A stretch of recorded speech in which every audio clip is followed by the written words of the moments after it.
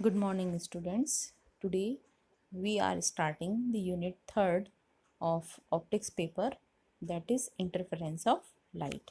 So unit 3rd of optics paper is interference of light.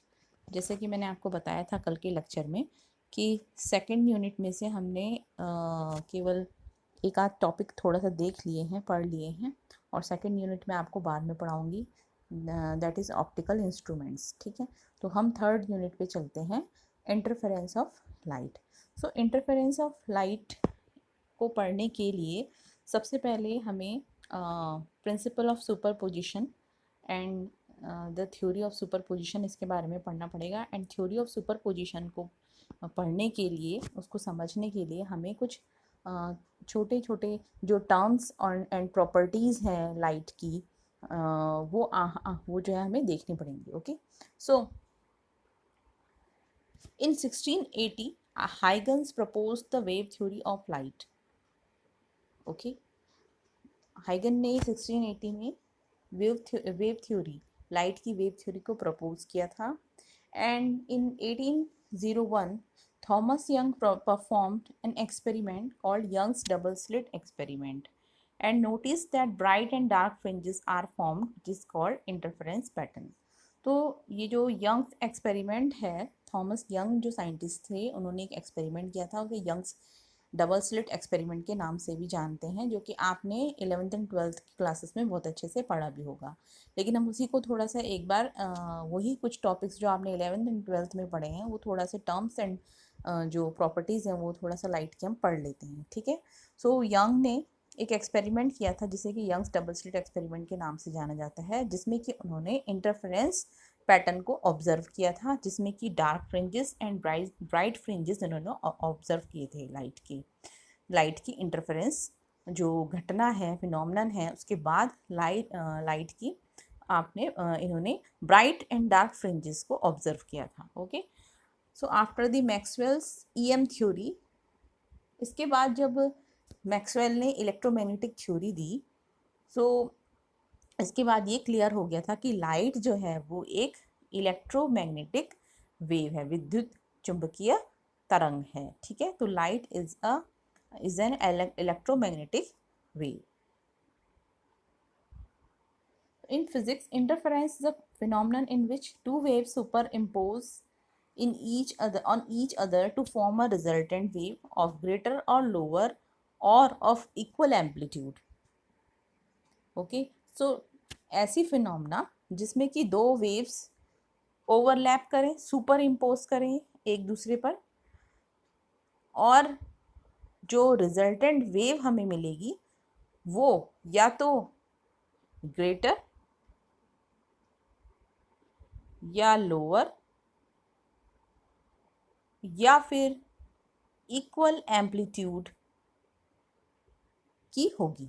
Okay, तो जो resultant wave, जो हमें final wave जो मिलेगी, उसका एम्पलीट्यूड या तो जो सुपर इम्पोज कर गई दोनों वेव उनसे ज़्यादा होगा या उनसे कम हो सकता है, या फिर इक्वल एम्पलीट्यूड का हो सकता है। ये हम आगे देखेंगे। ओके, सो ये जो टू वेव्स का सुपर इम्पोजिशन था, इस फिनोमेना को हम कहते हैं interference phenomena. Okay, when such two waves travel in space under certain conditions, the intensity or energy of waves are redistributed at certain points, which is called interference of light, and we observe bright and dark fringes. तो certain कुछ ऐसे points होते हैं जिसपे कि intensity, energy waves, energy की जो intensity है वो रीडिस्ट्रीब्यूट हो जाती है, और कहीं कहीं पर हमें क्या होता है, यानी कि जैसे पहले पैटर्न था लाइट का, अब वैसे ना मिल करके हमें कहीं पर डार्क फ्रिंजेस तो कहीं पर लाइट फ्रिंजेस, कहीं पर जो लाइट है वो डार्क दिखेगी तो कहीं पर क्या होगी, लाइट ब्राइट दिखेगी। Okay, so that pattern is called the interference pattern. Now what is light wave? Light wave is basically an electromagnetic wave, as you all know, that you all have learned it in your first year, BSc first year electromagnetic जो आपके पास paper था, electromagnetic theory, ठीक। तो उसमें जो है electricity and magnetism जो paper था आपके पास, उसमें आपने लाइट का ये इलेक्ट्रोमैग्नेटिक वेव इसके बारे में पढ़ा होगा कि लाइट जो है वो कैसे ट्रेवल करती है। लाइट वेव जो है वो basically what is electromagnetic wave, EM wave, okay, and it consists of electric and magnetic vectors, magnetic field vectors, जिसमें कि इलेक्ट्रिक और मैग्नेटिक फील्ड वेक्टर्स होते हैं, ठीक। इलेक्ट्रोमैग्नेटिक वेव है तो उसमें इलेक्ट्रिक फील्ड वेक्टर भी होंगे और मैग्नेटिक फील्ड वेक्टर भी होंगे, और इस तरीके से होंगे कि इलेक्ट्रिक फील्ड और जो मैग्नेटिक फील्ड वेक्टर हैं ये दोनों जो लाइट वेव प्रोपोगेशन की जो डायरेक्शन है इन दोनों के परपेंडिकुलर होंगे। इस वेव प्रोपोगेशन की डायरेक्शन के दोनों ही ई भी और बी भी दोनों क्या होंगे, परपेंडिकुलर होंगे, दोनों परपेंडिकुलर होंगे, ठीक है। तो किस तरीके से हो सकते हैं परपेंडिकुलर, ये आप इस फिगर में देख सकते हैं कि इलेक्ट्रिक फील्ड और मैग्नेटिक फील्ड किस तरीके से वेव प्रोपोगेशन की डायरेक्शन, अगर वेव प्रोपोगेशन की डायरेक्शन ये डायरेक्शन है and this is the direction z direction, okay, यानी कि हमने कोई एक एक्सिस z एक्सिस ले ली है और हमने ये मान लिया है कि वेव जो है वो z एक्सिस के अलोंग प्रोपोगेट कर रही है, इसके z एक्सिस के अलोंग चल रही है वेव, ठीक। तो इलेक्ट्रिक फील्ड वेक्टर और मैग्नेटिक फील्ड वेक्टर दोनों ही वो इस डायरेक्शन के परपेंडिकुलर होनी चाहिए। सो परपेंडिकुलर किस तरीके से हो सकते हैं, आप देख सकते हो इसमें दो पैटर्न्स दिख रहे होंगे आपको। एक तो पैटर्न ये वाला है, ये, ठीक, और एक पैटर्न है ये वाला, ठीक। सो ये एक्चुअली जो ये वाला जो पोर्शन है ये इस प्लेन पे लाई कर रहा है, ये वाला जो प्लेन है, ठीक है। तो क्या ये वेव जो है वो इस एक्सिस के z एक्सिस के परपेंडिकुलर नहीं है। ये जो z एक्सिस है, ये जो z एक्सिस है इसके परपेंडिकुलर है कौन सी, ये B field, okay, B vector जो मैग्नेटिक फील्ड वेक्टर है वो। इसी तरीके से ये वेव इस तरीके से चलेगी तो यहाँ भी परपेंडिकुलर है, ये परपेंडिकुलर है, ये परपेंडिकुलर है, ये, तो ये एक वेव हुई मैग्नेटिक फील्ड की जो वेव है, ठीक है। तो उसमें मैग्नेटिक फील्ड की वेव है तो उसमें जो मैग्नेटिक फील्ड वेक्टर है वो क्या होगा, परपेंडिकुलर होगा z एक्सिस के। z एक्सिस क्या है, direction of the wave propagation, ठीक है। दूसरा जो ई फील्ड, दूसरी वेव कौन सी है, ये वाली, ये तो सीधे सीधे 2 डायमेंशनल देखेंगे, ये डायग्राम 3D है, बट इसमें जो 2 डायमेंशनल वाला पार्ट है वो कौन सा है, ये, यानी कि ये आपकी अगर z डायरेक्शन है तो सिंपल सी बात है ये वाली वेव जो है वो परपेंडिकुलर है इस z एक्सिस की। तो इस z एक्सिस के परपेंडिकुलर एक ये वाली वेव भी हो सकती है और इस z एक्सिस के परपेंडिकुलर ये वेव भी हो सकती है, ठीक है।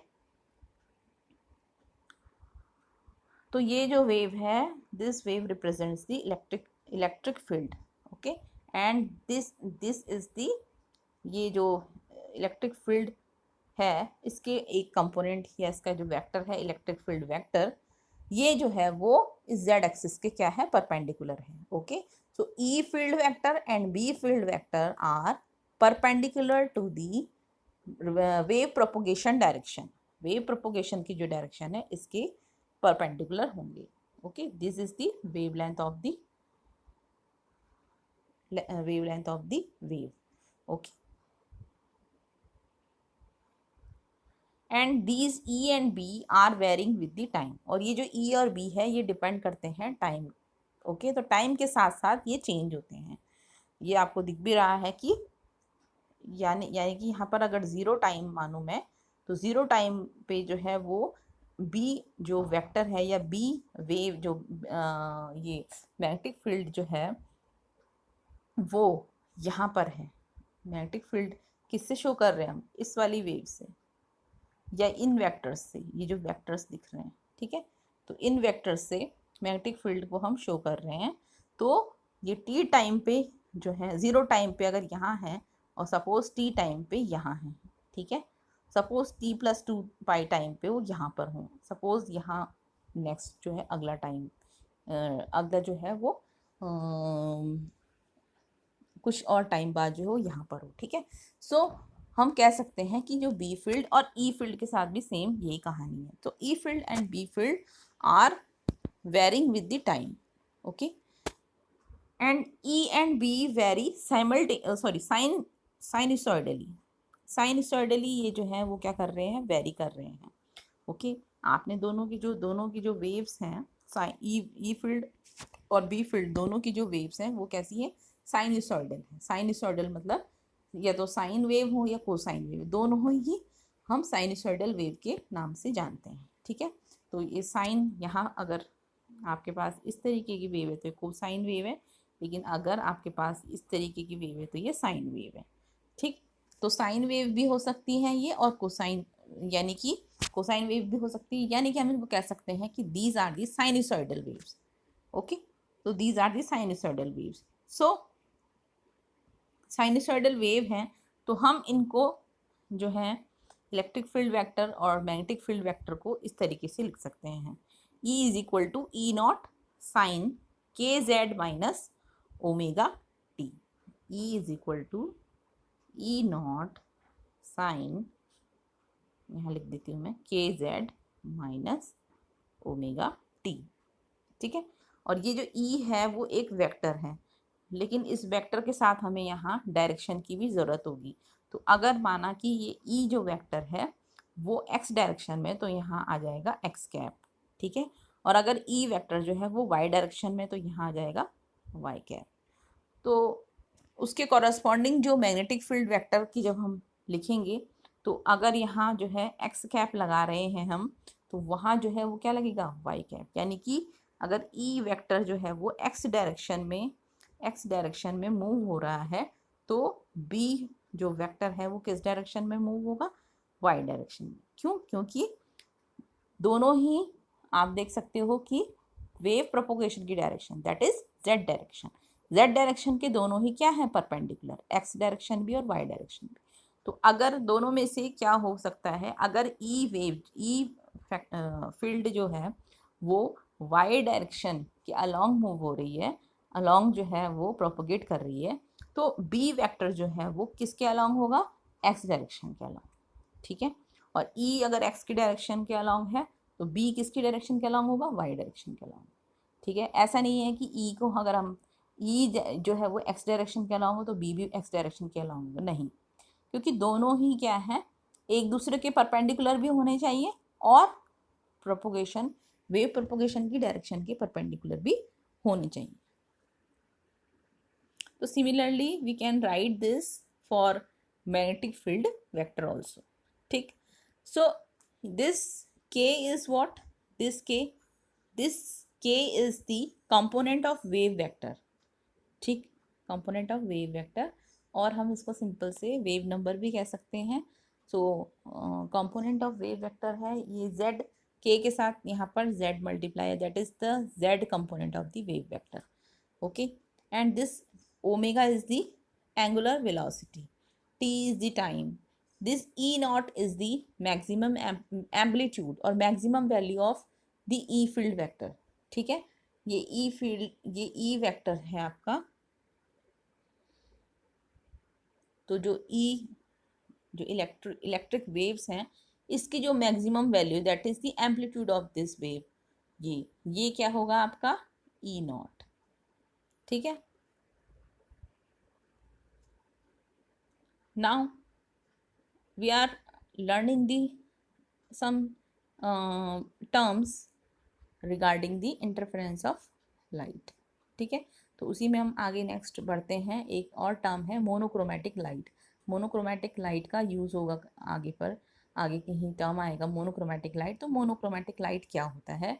सो मोनोक्रोमैटिक, मोनो यानी कि सिंगल, ठीक, क्रोमैटिक का अर्थ जो है हम रंग से लेते हैं, तो जिसमें एक सिंगल कलर हो, तो सिंगल कलर हो तो लाइट के केस में हम कह सकते हैं कि सिंगल वेवलेंथ या सिंगल फ्रीक्वेंसी की लाइट को हम कहेंगे मोनोक्रोमैटिक लाइट।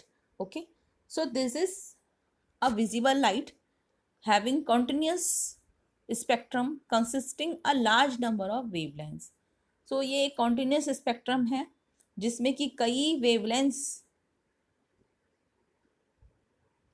उस स्पेक्ट्रम में, जो कई तरीके की जो लाइट्स हैं वो having a sorry, monochromatic light के बारे में हम विजिबल लाइट स्पेक्ट्रम के बारे में थोड़ा बता रहे हैं, मोनोक्रोमैटिक के बारे में फिर इसके में पढ़ेंगे। पहले विजिबल लाइट क्या है? विजिबल लाइट आपको पता है, विजिबल लाइट में ये क्या है, कॉन्टिन्यूस स्पेक्ट्रम होता है जिसमें कि कई प्रकार की जो है वेवलेंथ्स की लाइट होती हैं, ठीक है। तो हम इसको कह सकते हैं कि continuous spectrum consisting a large number of wavelengths, ठीक है। एंड एवरी सिंगल वेवलेंथ और frequency of this continuous spectrum is called monochromatic light.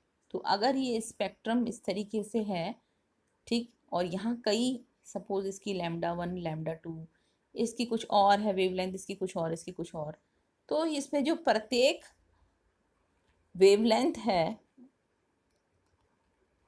Single wavelength जो इस कॉन्टिन्यूस स्पेक्ट्रम का है, इसको हम कहेंगे कि ये एक मोनोक्रोमैटिक लाइट को शो कर रहा है, यानी कि सिंगल वेवलेंथ की लाइट को हम कहेंगे मोनोक्रोमैटिक लाइट, ठीक है।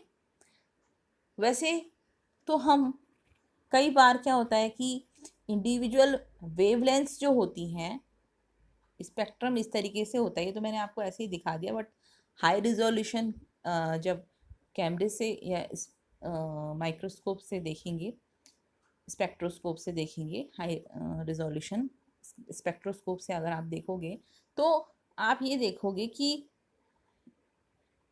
ये जो वेवलेंथ्स है, इंडिविजुअल वेवलेंथ्स हैं, जो अलग अलग वेवलेंथ्स आपको दिख रही हैं, ये वैसे आपको दिखेंगी नहीं, आपको तो एक स्पेक्ट्रम सा दिखेगा। स्पेक्ट्रम आप देख लेना, इसमें नेट में भी सर्च करके देख सकते हो कि विजिबल स्पेक्ट्रम किस तरीके से होता है। आपको उसमें एक अलग अलग लाइट्स नहीं दिखेगी, आपको एक स्पेक्ट्रम टाइप का दिखेगा। उसमें आपको देखना पड़ेगा बहुत गौर से कि यहाँ पर जो है वो कौन सी लाइट है। इसके बाद रेड लाइट है, तो रेड लाइट के बाद अब ऑरेंज लाइट है, इसके बीच में जो उसको आप जो है उसको डिस्टिंग्विश करने के लिए आपको देखना पड़ेगा बहुत हाई रिजोल्यूशन स्पेक्ट्रोस्कोप से। सो कई बार क्या होता है कि एक ही जैसी वेवलेंथ, सॉरी एक कई इंडिविजुअल वेवलेंथ की जो लाइट्स हैं वो इतनी क्लोज होती हैं कि हम उनको डिस्टिंग्विश नहीं कर पाते हैं। ओके, सो उनको हम क्या कंसिडर कर सकते हैं, very narrow band of wavelengths, और उसको हम मोनोक्रोमैटिक लाइट की तरह यूज़ कर सकते हैं। So examples of monochromatic lights are some specific source like sodium lamp, helium neon laser।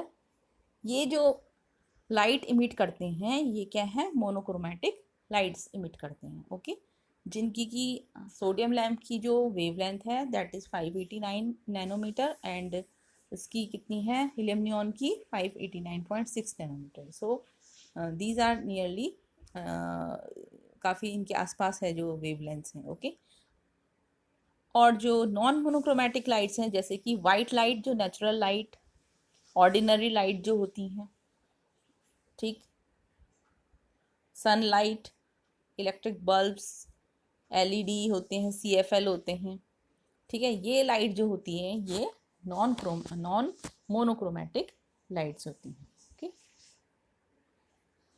Next आपका जो है कि प्लेन वेव क्या होते हैं। सो प्लेन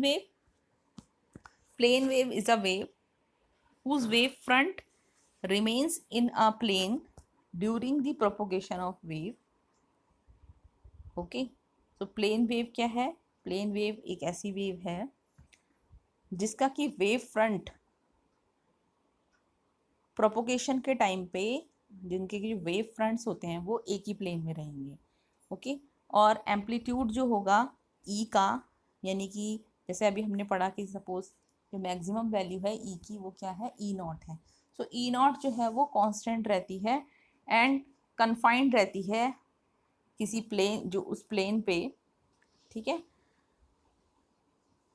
जो कि परपेंडिकुलर होता है डायरेक्शन ऑफ प्रोपोगेशन की। तो इन टाइप की जो वेव होती है उसको हम कहते हैं प्लेन वेव, ठीक है, जिसका कि वेव फ्रंट वो क्या रहता है, एक ही प्लेन में रहेगा during the propagation of wave, एक ही प्लेन में रहेगा जो वेव प्रोपोगेशन के टाइम पे, ठीक है। और जो एम्पलीट्यूड है ई का वो क्या रहेगा, कांस्टेंट रहेगा, यानी कि ई नॉट वो कांस्टेंट रहेगा। और जो डायरेक्शन ऑफ प्रोपोगेशन के परपेंडिकुलर जो वेव है उसी में कन्फाइंड रहेगा। डायरेक्शन ऑफ प्रोपोगेशन के जो परपेंडिकुलर प्लेन है ये हम मान सकते हैं, जैसे कि आप एक डायरेक्शन ले लो और इसके परपेंडिकुलर एक प्लेन, सिंपल सा नॉर्मल सा एक अगर कॉपी ले लो आप, तो इसको हम कह सकते हैं कि this plane is the perpendicular to the direction of the propagation, ठीक। सो इसमें ही ये कन्फाइंड रहता है। So this type of waves are called plane wave. Now polarized and unpolarized light, जैसे कि सन, इनकैंडेसेंट लैम्प, ये जितने भी सोर्सेज हैं लाइट के, ये अनपोलराइज्ड लाइट को प्रोड्यूस करते हैं, ठीक है। और अनपोलराइज्ड लाइट क्या है, जिसमें कि electric field vector all possible directions में क्या होता है, ओरिएंटेड होता है। जैसे सपोज इलेक्ट्रिक फील्ड वेक्टर की हम बात कर रहे हैं, जो कि परपेंडिकुलर होगा डायरेक्शन ऑफ प्रोपोगेशन के। तो जो डायरेक्शन ऑफ प्रोपोगेशन आपकी सपोज हमने जेड एक्सिस के अलॉन्ग मानी है, तो इसके जितने भी पॉसिबल परपेंडिकुलर डायरेक्शंस होंगी, जैसे कि ये भी हो सकती है परपेंडिकुलर डायरेक्शन, ये भी हो सकती है, और axis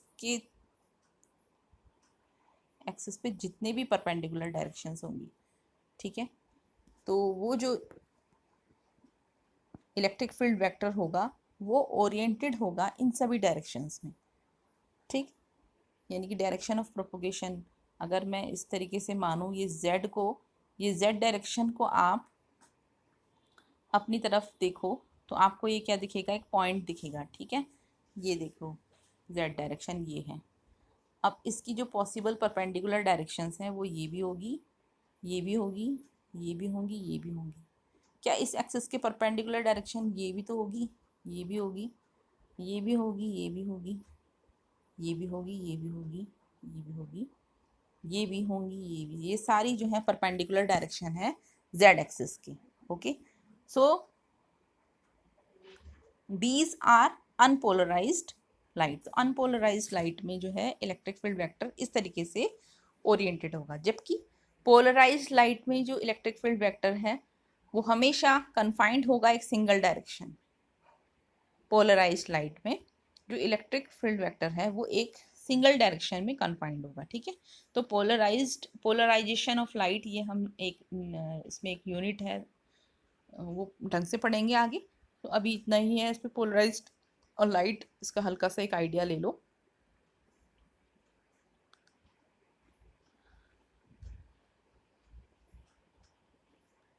next is what is phase difference and coherence. So phase difference,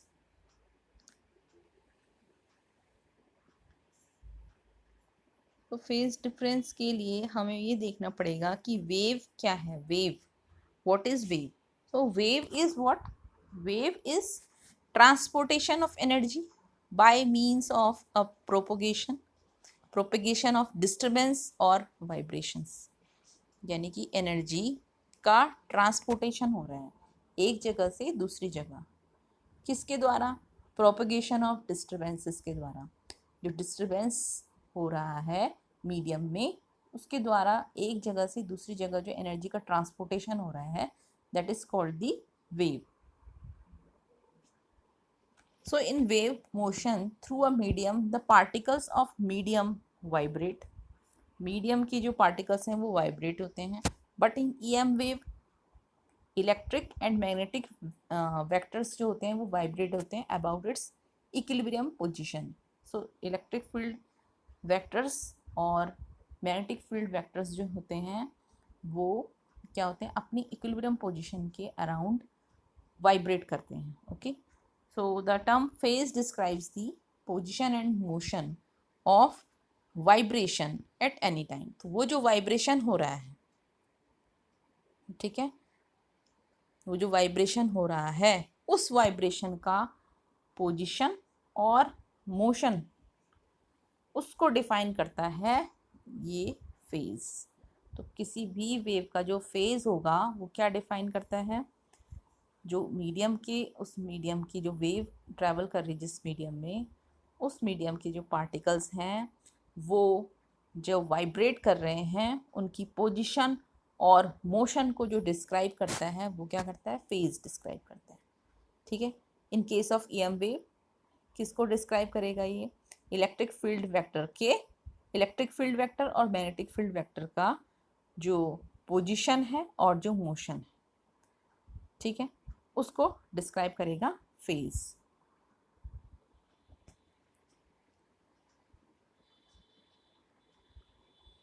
for example y is equal to a sine omega t plus theta.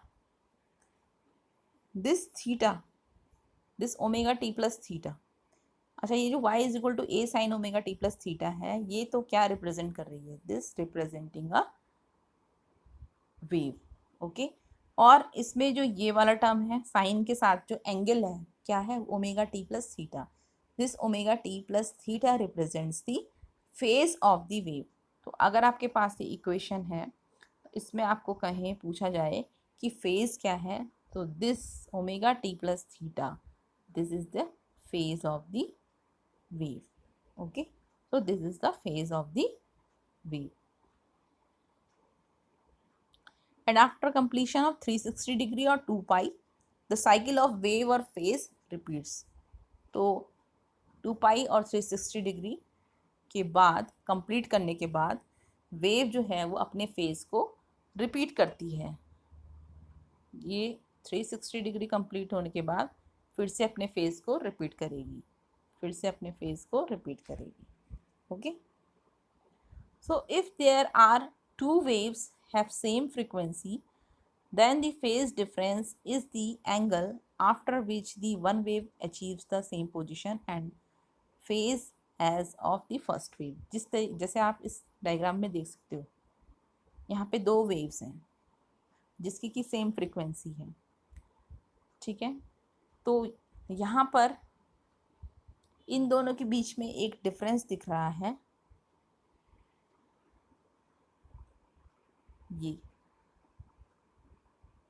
ये डिफरेंस टाइम का, या फिर हम कह सकते हैं कि एंगल का डिफरेंस है. ओके, हम कह सकते हैं कि ये दोनों जो वेव्स हैं इनके बीच में या तो समय का अंतर है या फिर कला का अंतर है, यानी कलांतर है या समयांतर है, या आपने पहले भी पढ़ा होगा. तो फेज डिफरेंस है, ठीक है, या टाइम डिफरेंस है. तो फेज डिफरेंस यहाँ पर हम कह सकते हैं कि ये दोनों जो वेव्स हैं इनके बीच में जो डिफरेंस है that is the theta. So phase difference between these two waves is theta. Okay, so now what are the coherent waves? If two or more waves of same frequency are in same phase. so अगर ये जो दो waves थी जिनकी की difference क्या है, theta है, फेज डिफरेंस थीटा है.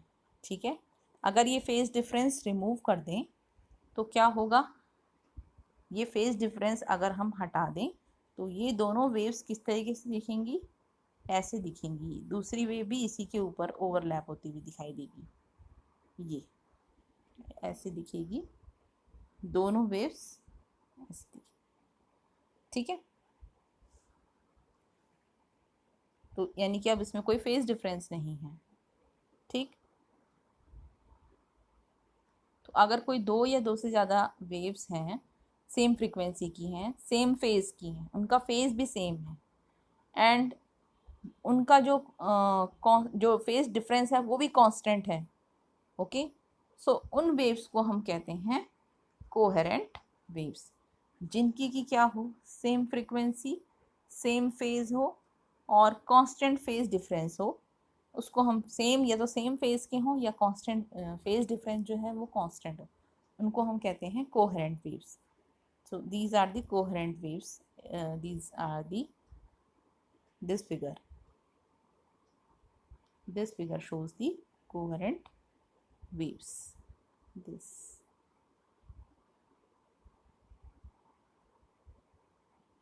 having the same phase, they have the same phase, same frequency, and same phase, same frequency. Okay, that is the same phase difference. So those waves, no phase difference. Sorry. So those waves are called the coherent waves. So now the principle of superposition.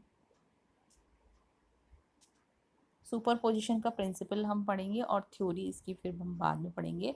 So according to Young's principle of superposition, if two or more waves are traveling and overlap on each other, तो अगर इनके according, Young's principle of superposition के according, अगर दो या दो से ज़्यादा वेव्स जो हैं वो ट्रेवल कर रही हैं और ओवरलैप कर रही हैं एक दूसरे को किसी भी पॉइंट पे, तो जो रिजल्टेंट डिस्प्लेसमेंट होगा वो क्या होगा, sum of the displacements of the individual waves. यानी कि अगर आपके पास एक वेव है जिसकी की डिस्प्लेसमेंट कितनी है, डिस्प्लेसमेंट है जिसकी y1. ओके, डिस्प्लेसमेंट ये होती है आपकी, ठीक, यानी कि अपनी इक्विलिब्रियम पोजीशन से वेव ने कितना डिस्प्लेस किया एक्सिस के अबव या below, this is the displacement. ये जो हमें वाइब्रेशन मिला है जो पार्टिकल्स का, ये तो क्या कर रहा है, एक वेव फॉर्म कर रहा है, डिस्टर्बेंसेस ही तो हैं ये, मीडियम के पार्टिकल्स की वाइब्रेशन के कारण जो डिस्टर्बेंसेस हैं उसके द्वारा जो एनर्जी का ट्रांसपोर्टेशन हो रहा है उसको हम क्या कहते हैं, वेव कहते हैं. ठीक है. सो ये जो डिस्टर्बेंस हो रहा है that is the equilibrium position से ये कितना अपवर्ड और कितना डाउनवर्ड डिस्टेंस ये लेता है उसको हम कहेंगे क्या, डिस्प्लेसमेंट. कितना डिस्प्लेस हुआ है. ठीक है. और जो मैक्सिमम डिस्प्लेसमेंट होगा उसको हम कहते हैं एम्पलीट्यूड. यानी कि जो हमें ये वेव मिल रही है उसकी जो पीक वैल्यू है, ये वैल्यू, इसको हम कहते हैं एम्पलीट्यूड. ओके. और ये पूरा जो है ये क्या है, डिस्प्लेसमेंट है. ओके. सो फर्स्ट वेव का डिस्प्लेसमेंट अगर है y1 और सेकंड वेव का डिस्प्लेसमेंट है अगर y2, तो according to principle of superposition क्या होगा, जो रिजल्टेंट वेव है उसका जो रिजल्टेंट वेव जो होगी उसका जो डिस्प्लेसमेंट होगा यानी कि y, उसको हम लिख सकते हैं y1 plus y2. Okay, y1 plus y2.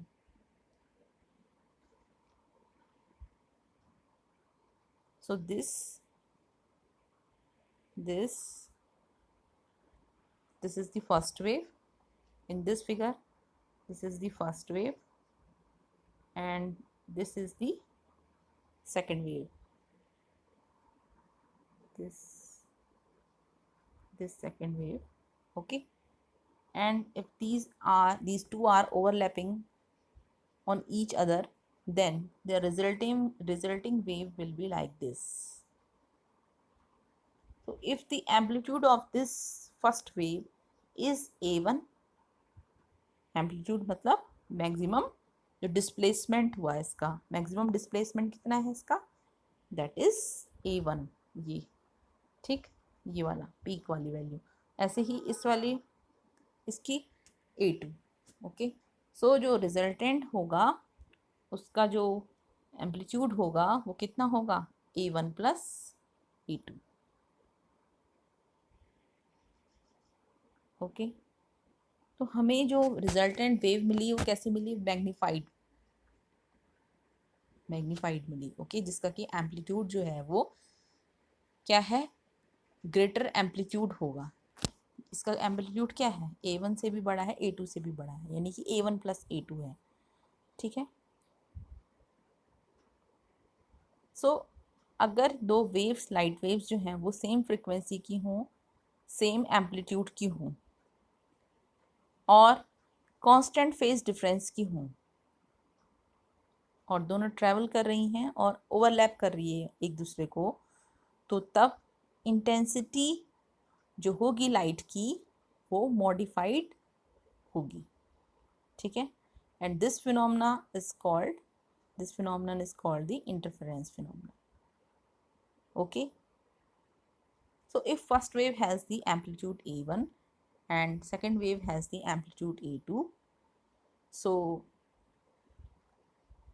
the resulting amplitude will be A1 plus A2. And if the two light waves have the nearly same amplitude, that is A1 is nearly equal to A2, so then I, because as you know that I is proportional to the amplitude square. Okay, so if the resultant wave has the amplitude 2a, then I will be proportional to 4a square. Okay, so this is called the constructive interference. This interference is called the constructive interference. And interference pattern जो मिलेगा हमें इस constructive interference के लिए, वो कैसे मिलेगा? Bright fringes, ठीक है। जब कंस्ट्रक्टिव इंटरफेरेंस हो रहा है, यानी कि एम्पलीट्यूड्स का सम हो रहा है, दोनों वेव्स की एम्पलीट्यूड का जो है, दो या दो से अधिक वेव्स जो भी हैं, जिनकी भी जो भी वेव्स हम बात कर रहे हैं, दो या दो से ज़्यादा, उनकी वेव्स, उनकी एम्पलीट्यूड का अगर हम सम मिल रहा है हमको रिजल्टेंट वेव में, तो हम उसको कहेंगे कंस्ट्रक्टिव इंटरफेरेंस।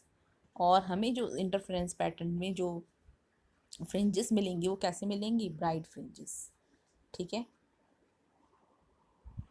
बट कभी कभी क्या है, कुछ कुछ ऐसे पॉइंट्स भी हैं, कुछ सर्टेन पॉइंट्स ऐसे हैं जहाँ पर कि हमें दोनों वेव्स जो ओवरलैप हो रही हैं वो उनका जो फेज है वो अपोजिट फेज के हैं, इस तरीके से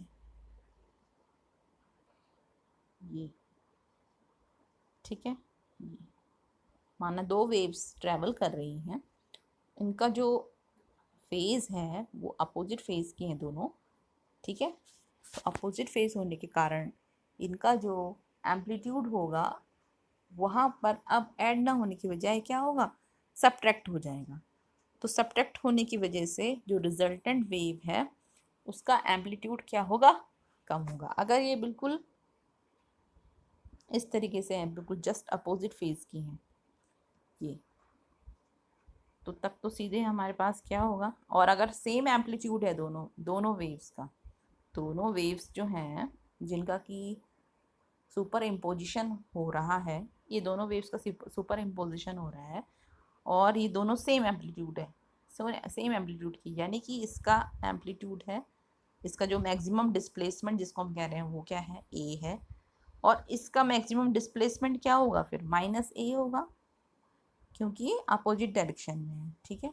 तो जो रिजल्टेंट वेव है उसका जो डिस्प्लेसमेंट होगा वो कितना होगा? ए माइनस ए, यानी कि 0।